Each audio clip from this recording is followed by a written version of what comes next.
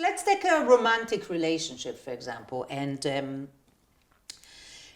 where we don't necessarily verbalize the boundaries of self and other, but also, there's a added kind of layers to that, because we may not also verbalize the boundary between different positions that we have inside ourselves.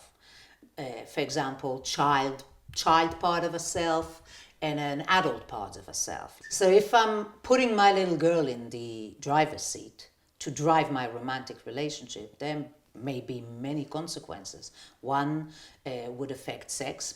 Two, I may put a lot of pressure on my partner because I don't want to be abandoned by my father like I was when I was young.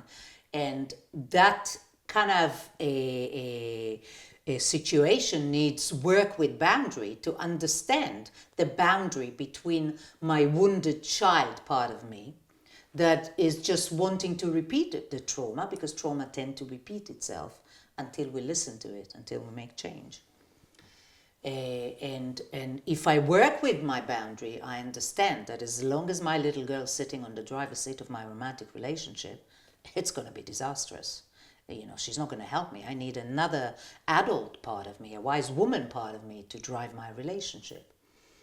And that can be also in a professional setting. If I'm going to work and I have authority, I have kind of difficulty with authority figure, and I had a quite controlling father, let's say, or controlling mother, it doesn't matter, and my boss is really triggering me and triggering this wounded little girl part of me, I'm going to have possibly quite rebellious reaction, or quite destructive reaction. I mean, it depends how I dealt with it in my childhood or my teenage.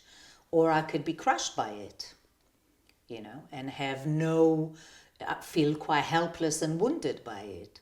But wherever we go, and whatever aspects of our life, we are replicating our family dynamic pattern, and which includes our positioning in life, child or an adult, our boundaries, whether we are allowed to say no, or whether we can put a boundary when we say yes.